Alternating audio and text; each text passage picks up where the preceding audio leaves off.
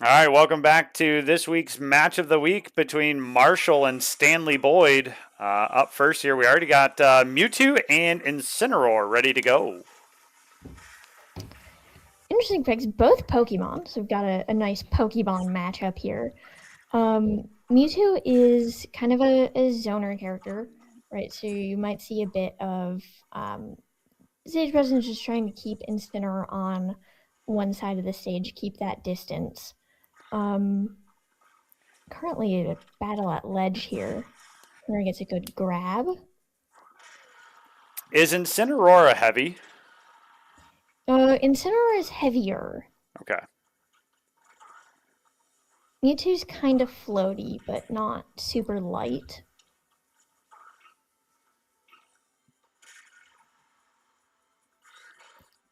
Yeah, the Mewtwo's tail has kind of a weird hitbox with more range than you would think it would, especially on those aerials. So what you see a lot is Mewtwo going into some aerials. Already a KO on Mewtwo there. It looked good, protecting the edge there and just unable to go ahead and input the correct direction or recover from that. It can depend. Looks like Mewtwo might have been taken out of a jump. Right, each character has a set number of jumps that they can use before they're just fully put into free fall. And if you can keep a character away from ledge enough where they lose all of their jumps and don't have a move to help them recover, there's nothing they can do but fall. I'm familiar with falling in this game, usually off the ledge myself too, so.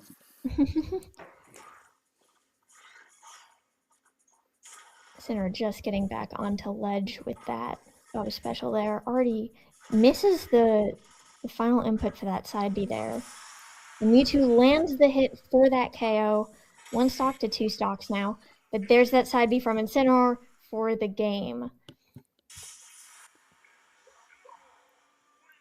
Now I noticed Mewtwo didn't charge up for that Shadow Ball, is that correct? Yeah, I didn't see much of that. So a lot of what Incineroar was doing there is that the player presumably knew that Mewtwo is very much a zoner, likes to keep their distance, keep control of the stage. And Incineroar was not letting them do that. Just really getting in their face, landing that side B, which is a command grab. So even if you're shielding, you're still going to get snatched by that. So as the just keeping that pressure on. as the chat's coming back through here, they banned out. They're staying in Incineroar. They banned out PlayStation 2, Town and Country, and Kalos. And I know I said two of those three wrong, but that's what we're renaming them. And it looks Town like and Country. Town and Country. Yep, it's a little landscaping store that used to be by my house, and so our running joke is always that it's Town and Country, not Town and City. But going to FD for the second game. Yeah, FD is the only stage we have that has no platforms. So you don't have a place to hide. You don't have a good spot to get some of those aerial combos in. And there's nowhere to hide from Incineroar if they're juggling you. Oh yeah. Usually getting in a little aerial there, trying to take back control. Nice counter from Incineroar there. Yeah, so now Mewtwo's got control of that stage. Trying to get a lead trap in there, doesn't quite land it. Yeah, Incineroar's taking the first few hits here to get into advantage. And then Incineroar's goal is just to keep that advantage. Keep the pressure on, because that's where Incineroar will do well. There's the Shadow Ball coming out there. Ooh. And the KO. Oh. And the second KO. Two stocks even.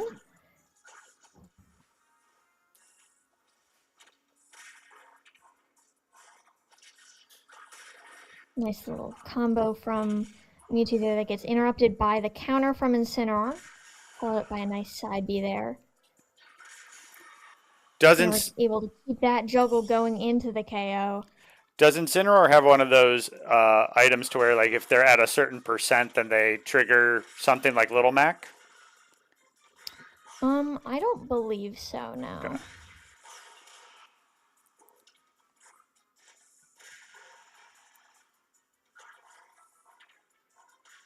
Yeah, counter gets tripped up there by Mewtwo, able to take back control of that stage. Gets hit by the counter again, though. Oh, there's a stock. Yeah. Incineroar doesn't do particularly well with vertical recoveries. Still lands that KO, though. That's our first set right there. You can see that a little bit. Incineroar doesn't do particularly well with those vertical recoveries. Just great with sideways recoveries, though. There's a lot of momentum there. Next up for Stanley Boyd is X-Man.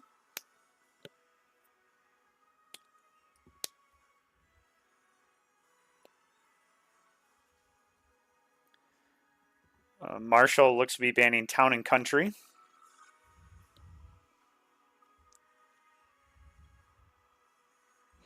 Yeah, a lot of the different stages are obviously advantageous to different characters. So a lot of what can be determined, even if you're not looking at matchup, is just the stage that you're on. Some characters really like a lot of platforms. Some characters hate platforms. And then, of course, the blast zone of where you get knocked off the stage and where you die is different on all of them as well. So some of the stages have really, really long blast zones, but they're short at the top. So if you have a character that likes to juggle upwards, you're going to want something with a short blast zone, so you can just hit him straight off the top. And it looks like we're going to small Battlefield here after Stanley Boyd banned Battlefield and PlayStation 2. So, oh, I know this matchup. I know this matchup. This is going to be an interesting one. This was one that was played often in Elkhorn, so. Ganondorf gets a lot. Oh, already a Warlock Punch Out. That is one of the most powerful moves in the game. One of my favorites. Ganondorf gets a lot of flack for being Ganondorf, just because he's very slow, he's very heavy, and once he falls off the stage, it's very hard for him to get back on. Mm-hmm. However, my favorite thing about Ganondorf is that so long as Ganondorf gets like 3 hits in, you already have a KO because he just hits that hard. It's like you can get juggled. Yeah, you can get juggled the entire game. So long as you land like 3 hits, you're good. It's almost like a Kazuya, basically. Once you get to that certain percentage, it's one more hit and you're donezo. Yeah. But Sephiroth is doing a good job of keeping that Ganondorf out of melee range, using a lot of their spacing tools, because Ganondorf can't move very fast. So if you can keep him in the air and land a few hits while he's in the air, there's not much he can do about that, especially since Sephiroth has so much more range with his giant sword.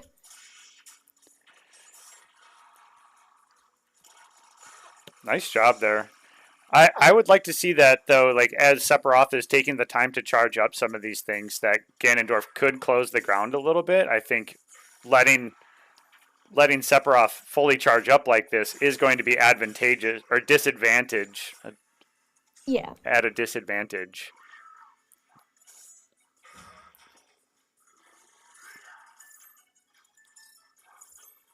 The trick is just with that Ganondorf is so slow that it can be hard to do that at times, and you're seeing Sephiroth take advantage of that.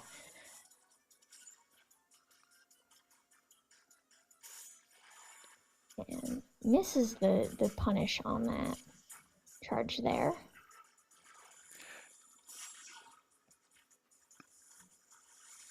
Yeah, a lot of things with heavy characters like Ganondorf is you have a lot of end lag at the end of your moves, which is period after you do something where you can't move or do much else. So you can see the Sephiroth taking advantage of that very well. As soon as Ganondorf moves or does a move, bait it out, then that's where your hit goes. Because if you let Ganondorf get 3 hits in, you're done.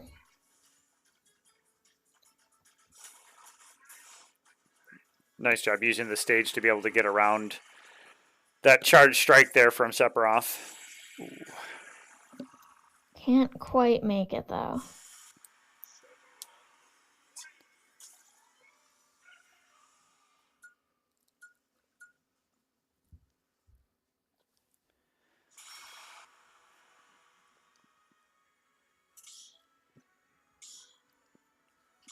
I think if you're going to stay Ganondorf, though, you're going to have to pick something if you can that doesn't get a lot of platforms. But then you got to worry Yeah. about dodging all of those projectiles that Sephiroth is using, right? Yeah. And Exactly. Marshall is staying Sephiroth, and they're banning Town and Country, PlayStation 2, and Smashville. So that does leave Final Destination open. Yeah.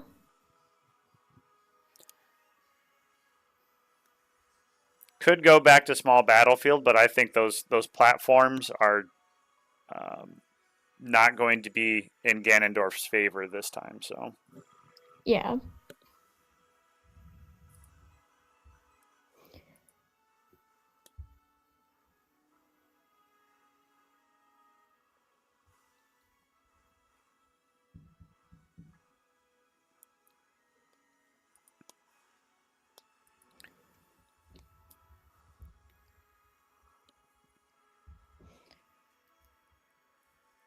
Yeah, Ganondorf is one of my favorite characters. Not particularly good at him, but he's very fun. if I recall correctly, there's a step stool move to where you can spike down off of stage. Is that correct? Yeah, Ganondorf has a spike. It is his down air. We are going to FD, by Um, the way. good pick. Good pick.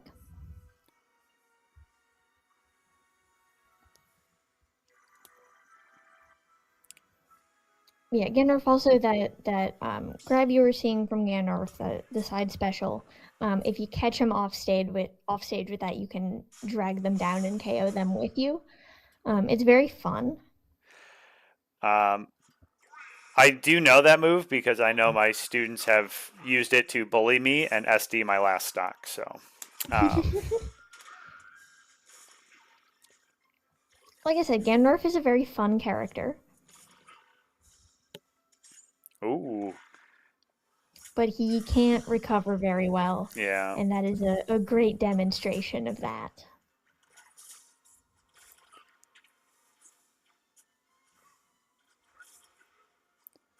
Great dodges from both of the players there.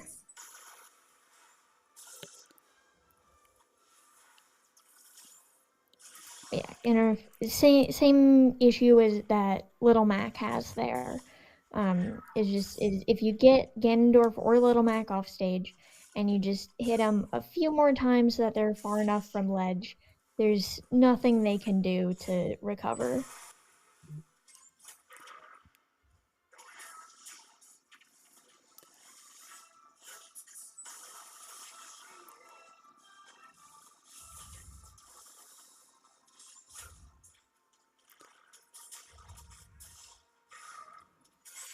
Ooh, gotta use it. Nope.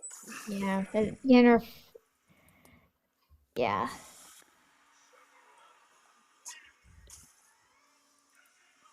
All right, so that's Marshall up to a 6-0 lead so far.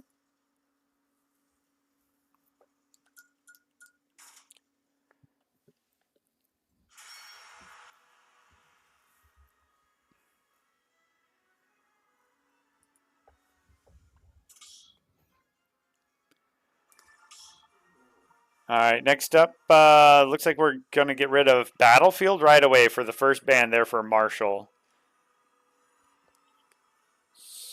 So I'm really surprised. Usually, I feel like when I'm watching some of our Smash play, it's almost it felt like 90% of the time we were going to Pokemon Stadium 2 for the first round. Uh, Yeah, a and that lot of people do that. it does seem like it's often considered to be one of the most balanced stages that there is. Mhm. Um, I'm just kind of surprised to see just how much it's been banned so far in this matchup. No, I've been seeing that quite a few times this year as well, which is very surprising to me.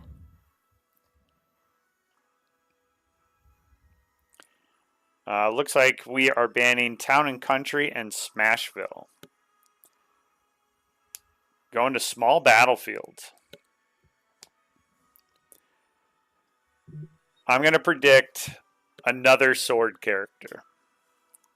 You're thinking there's going to be more sorties? More swordies, maybe a Cloud, Maybe uh, Cloud an Ike. might get one of the many fire emblems. Ooh, yeah, Pyramithra. That's. Oh, look at that.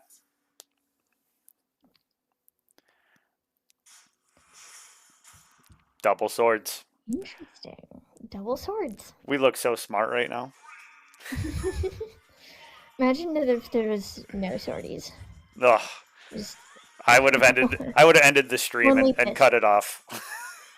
Too embarrassed. Starting out with Pyra here, interesting choice. Usually you see a lot of people go for Mithra first, so you can get that early combo damage, and then you go for Pyra for your kill confirms. So I find it interesting that we're going Pyra first.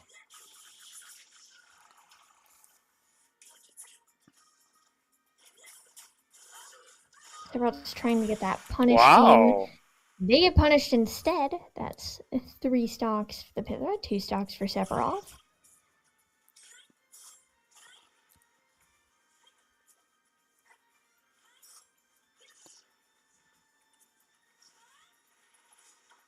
Sephiroth unfortunately getting caught in that side B there. Lands the counter though. That's one of the cool things about Sephiroth's counter, as opposed to other characters, is that regardless of if anyone hits your counter, it still attacks. I will say right now that this Marshall player on the Pyramithra has been very impressive so far.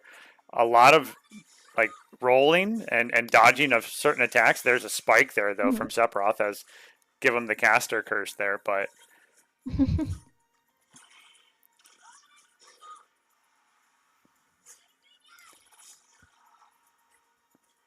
Yeah, Pyra is very good at edge guarding there. I mean, I will just say too, Pyra has done a great job of just throwing up the shield for any time that Sephiroth was looking to attack and then punished it really, really smoothly. That was a great showing from Pyra there. Didn't switch to Mithra at all. Which is very, very interesting. The thing with Pyra as opposed to Mithra is that Pyra has a lot of end lag on her moves. So a lot of what you want to do when you're playing against Pyra is you just want to bait those out and then punish them afterwards. But it looked like Sephiroth was having a hard time figuring out the spacing of those moves and when to go in. And Pyra definitely took advantage of that.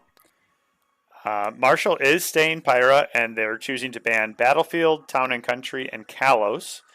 And Stanley Boyd has selected Final Destination.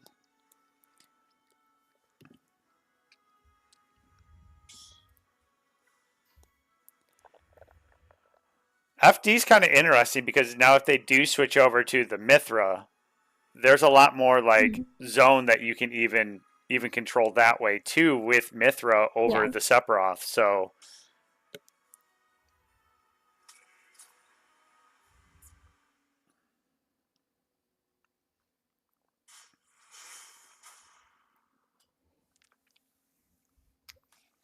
Still the same matchup. It's interesting.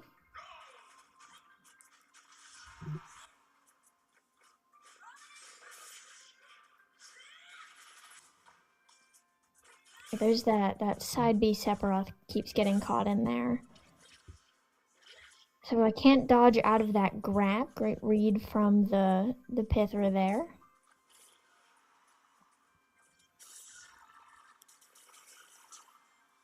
nice detonation damage there. Uses the projectile in order to get the jump too. Mm-hmm. See the Sephiroth doing the same thing that the other one. Well, commentators curse. Yep.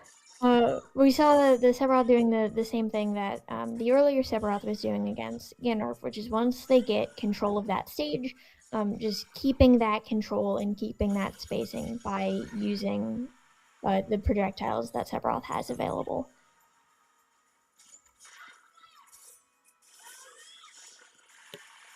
Nice shield from the Pyra there. And there is that KO. 1 stock for Sephiroth, 3 stocks for Pithra. There's that side special again. I do notice a lot of like special moves being used, and those are often the ones that can be punished a little bit. There's more that delay that you've been talking about on the end of it. Yeah.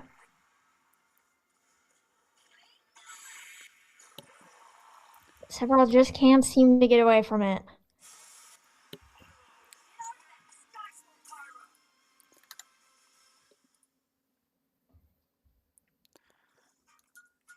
That was a convincing 3 stock.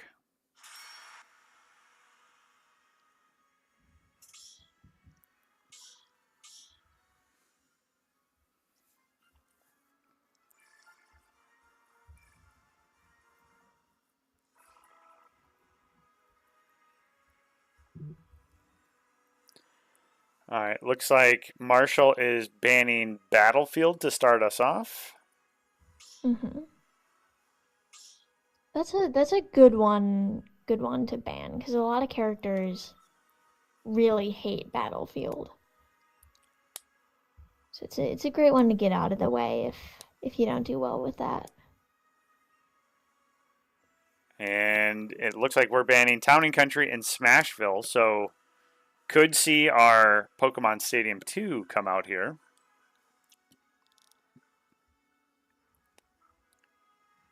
Might get a classic PS2. Bing, bing, bing, bing, bing. Or are we going small Battlefield? That does seem to be a popular pick so far. Yeah, I personally, as a Greninja player, prefer small Battlefield over PS2. It's just easier for me to get control of those platforms. All right, does look like we're going to Pokemon Stadium 2. First PS2 of the night. Yeah.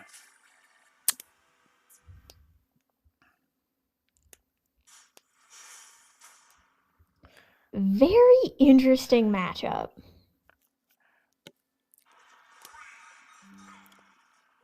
I am very my knowledge is extremely limited on this one, so I will defer to you.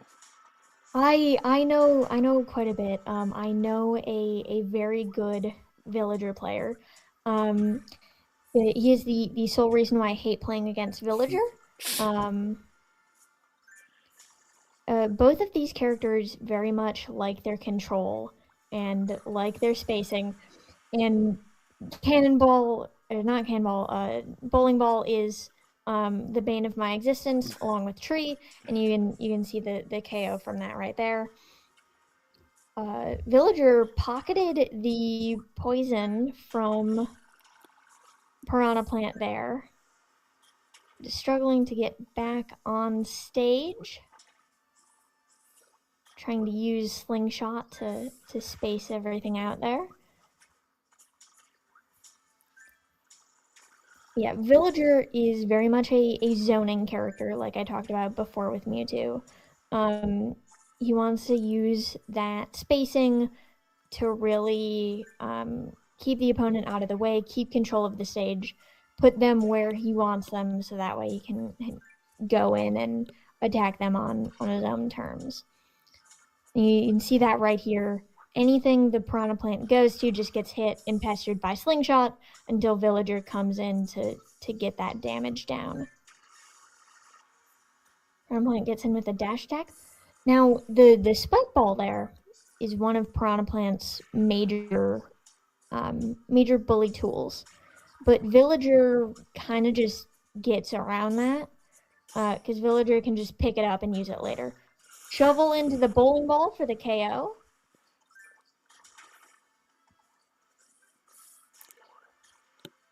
And then basically you have a free get back to the edge anytime you want recovery on Villager too. Yeah. I mean, something like the Spike Ball from Piranha Plant would usually prevent that, right? Because you just tip it straight over the edge, and if they're recovering vertical, it hits them. But because of Villager's ability to pick up that item, it's kind of just negated. Same with the poison haze that Piranha Plant can make. That can also get pocketed by Villager, and so that's also kind of negated.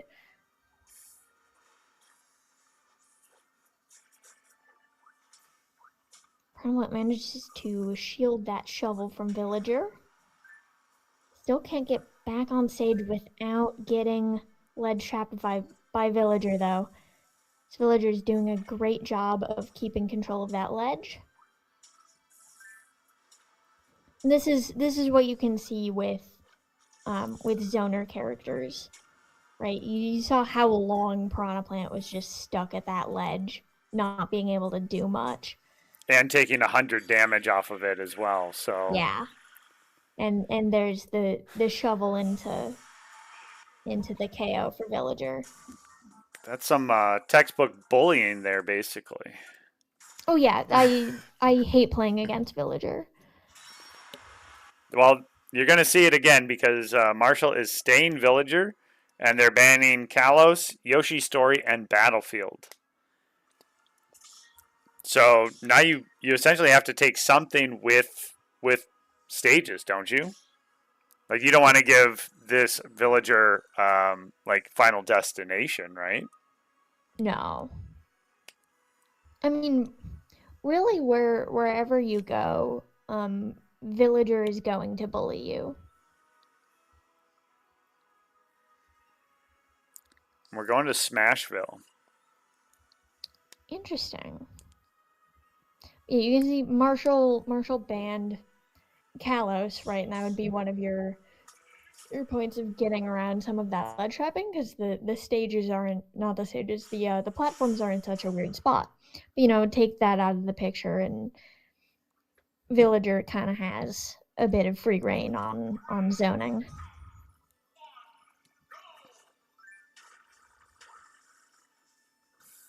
Nice early damage out from Piranha Plant here.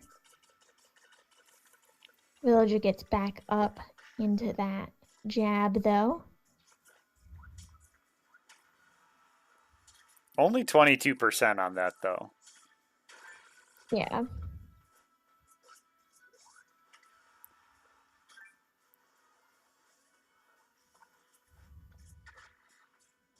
Yeah, you can see Piranha Plant's really struggling to find an in anytime Villager is coming back up to stage.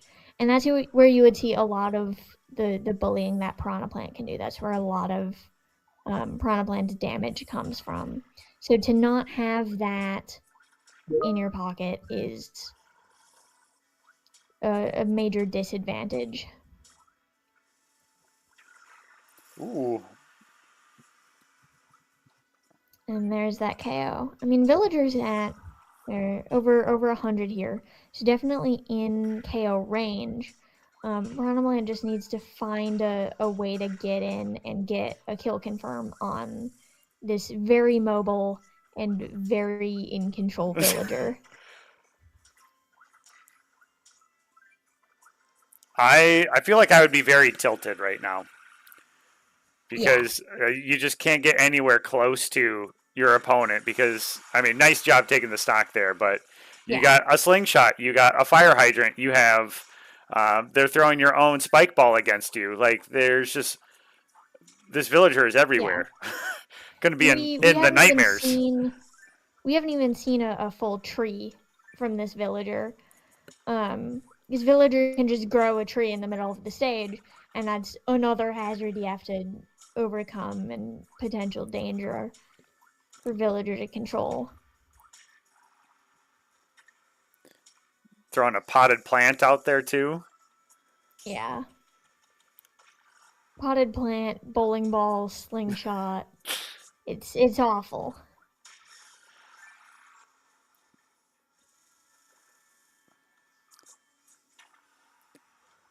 Nice shield from Piranha Plant there.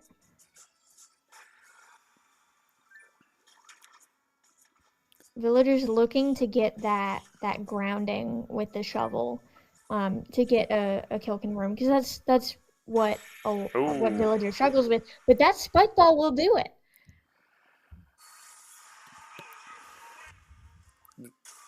that one. The second game looked at least closer than the first one.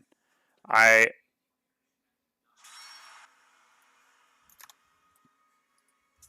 I mean, it was still very villagers game there, but I think Plant at least adapted a little bit to the projectiles, and it looked closer to me as a non subject matter expert here. It looked a little bit closer. Yeah, towards the end there, Piranha Plant was getting a few more reads in, um, getting the shield out without being grabbed. But only so much you can do.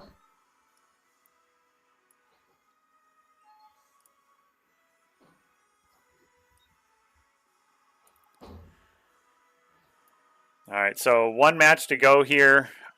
Stanley Boyd trying not to get swept here.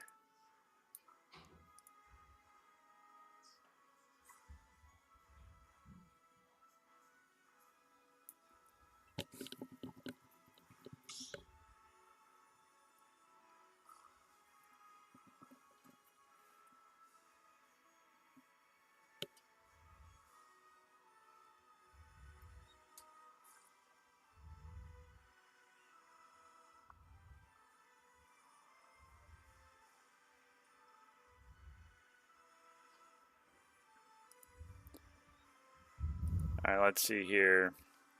Just waiting on the picks and bans here.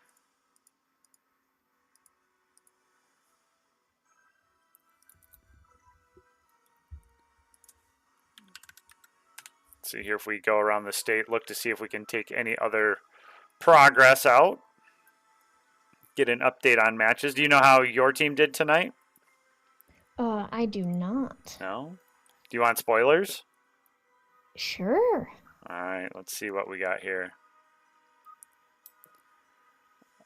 Appleton East is currently up 2-0 over Wausau West. New Nice. Racine Case is up 2-0 over Racine Park. Kimberly is up 3-0 over Arrowhead, and I know they're going to be on the match of the week next week against also undefeated La Follette, who's currently up 2-0 over Wanakee.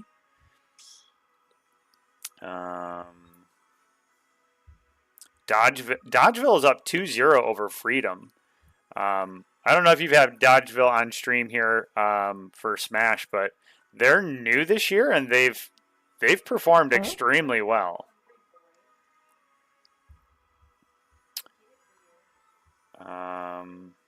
See here, Delavan Darien is up 3-0 over Bigfoot. Hmong American Peace Academy is up 3-0 over Whitewater. For this division here, Menominee Indians up 2-0 over Fenimore. Wisconsin Connection Academy is up 2-0 over Luck. And Augusta is up 2-0 over Durand, Arkansas. So, Ooh, looks like we've got another double sortie match. Pithra again up against a classic Byleth. Been a while since I've seen a Byleth, which is surprising. Byleth used to be very common. We had a lot of Byleths.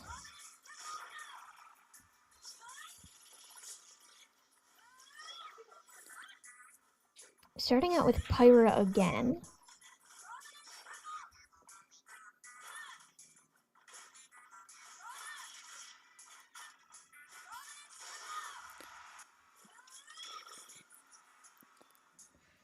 Byleth just getting currently a little bullied by Pyra's up special there. Trying to get in and around those specials for the punish. Just to get a little bit of damage in. kind of want to be careful repeatedly using that, though. Oh, unfortunate SD there.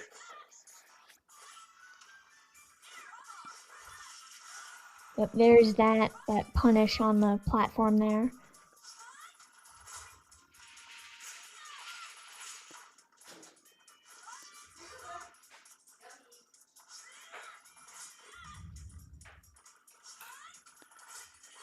Bella's still trying to get around that side special there. Managed to land it on ledge. There's the switch to Mithra.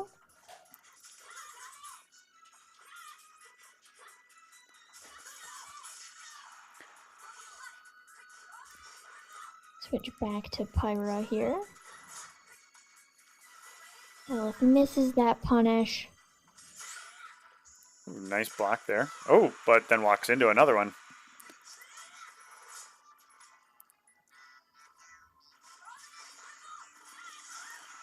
Well, it finds a good in there. Can't quite finish the juggle, though. I do know that that's one of those finishing burst moves up there is to juggle you up there and then to snap back to you and knock you off the top of the stage. Yeah. The tether grab there, because Byleth's up special is a tether, so it'll automatically grab ledge for you, and it will grab your opponents and give you a good opportunity to deal in some damage.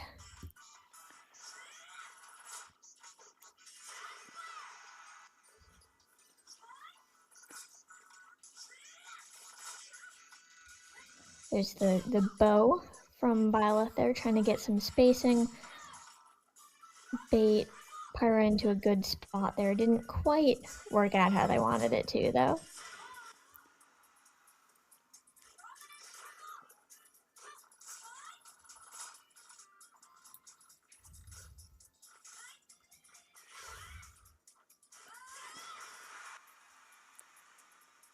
Byleth trying to get control of the stage, but just having trouble getting around Pyra's attacks here. It's kind of surprising though because of the in between the platforms. I was going to say because like there are so many platforms that you can try to dodge and run around some of those spam shots there.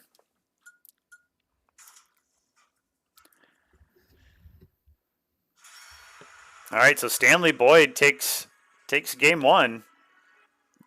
They are going to go ahead and stay Pithra, and they're banning Final Destination, Pokemon Stadium 2, and Kalos. Another PS2 ban.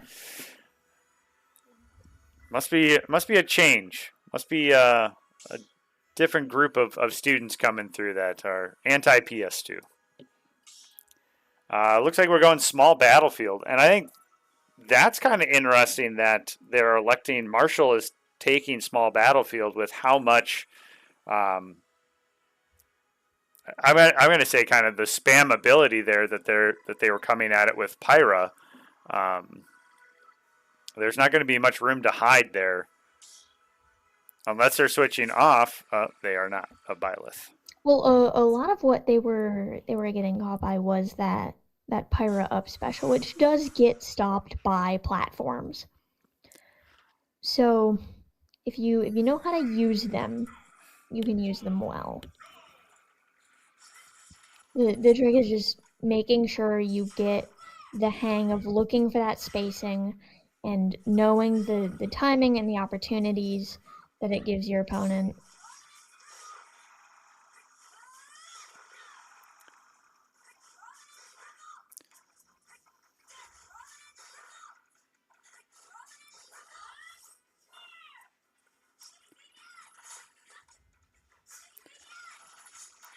You say, and if they're able to dodge that, what I assume to be side B there, Yeah. then you can at least use that platform to get up over top of them. Ooh, just misses that.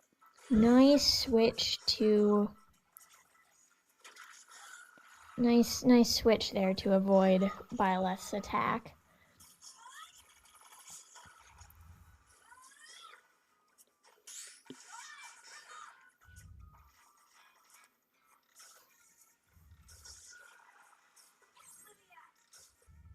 Shield. There's the switch for the range there. But you can really see why a lot of players find it annoying to play against Pyramithra, because you don't just have to understand where Pyra's hits land and the timing for that, but your opponent can just as easily switch, and that's entirely different timing and entirely different moves.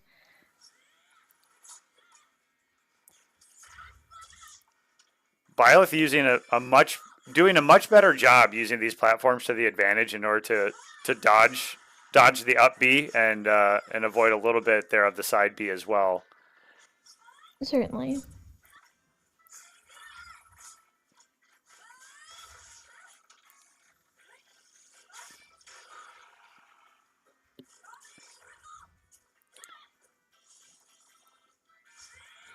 Yeah, especially if you can get the pirate to land up on a platform there, and then you get a good like up smash, or you get a nice tether, you can really do quite a few combos there. Pythra not able to make it back onto stage. That's 2 stocks for Byleth, 1 stock for Pythra.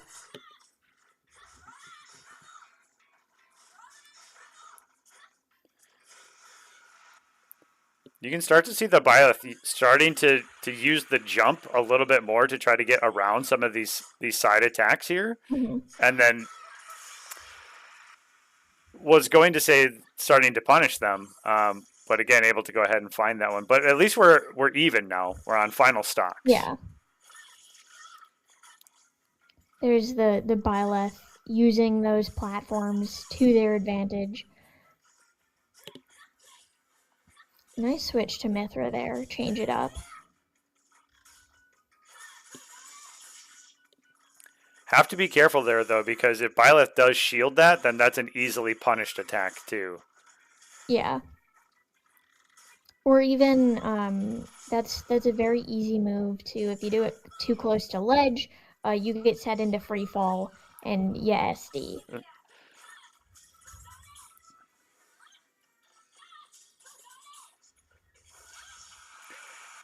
All Nice right, punish from Byleth there.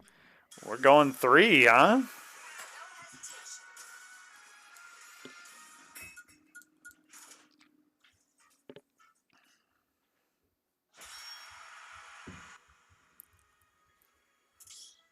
Yeah, you could see the Byleth getting more used to those timings, more used to that spacing, and that's when they can really um, punish that and get the damage in. I think they adapted very well there in game 2. It was looking like Pyramithra was going to be able to take game 2, but just simply being able to avoid some of like those spam attacks and then punish them. Yeah, Good adaptation there by Marshall. yeah. Pythra is one of those characters that it's very easy to get overwhelmed by. But once you learn the matchup pretty well, it gets a lot easier.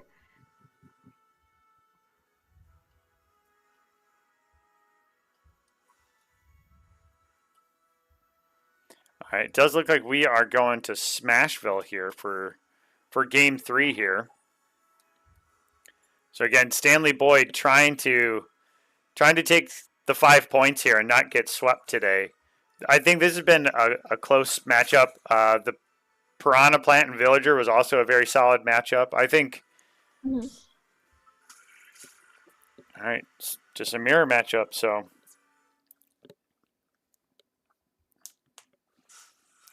a little bit bigger of a platform here on this one, so might be to Byleth's advantage. Yeah, a lot more room to move around and get away from those attacks. You also have the one platform in the middle there.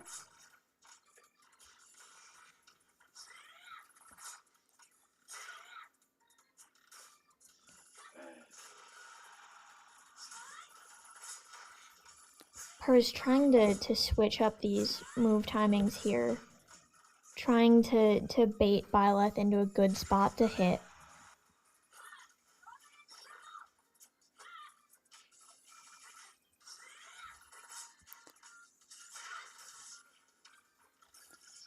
Nice use of the bow there. But there's that up special for the KO. And that killed at 74%. Yeah. Pyra does a lot of damage.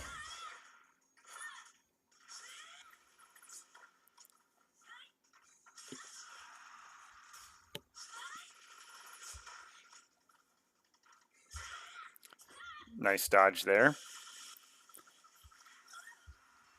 Nice punish for it, too.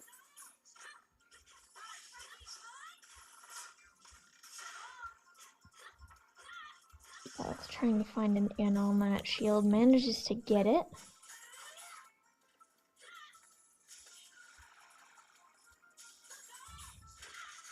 Great dodge out of that attack by Byleth into the punish. Both at 2 stocks now.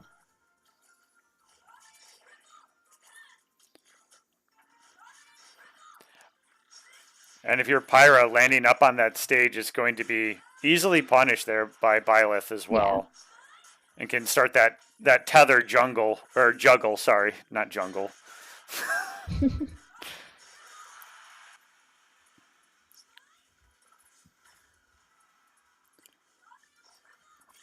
Yeah, Pyra's trying to get back control of the stage here. And Byleth is not letting it happen. There's that free fall that I was talking about earlier. Mithra gets easily caught in free fall from that side special. That should be enough. Nope. That's your KO. All right. All even One here. stock even.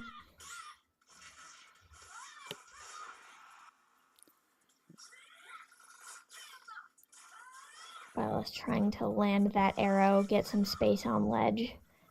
Doesn't quite get it though.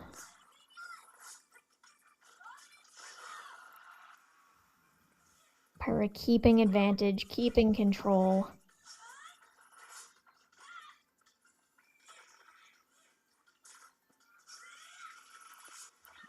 Should be some big damage down there. Yeah, Byleth's already at kill percentage here.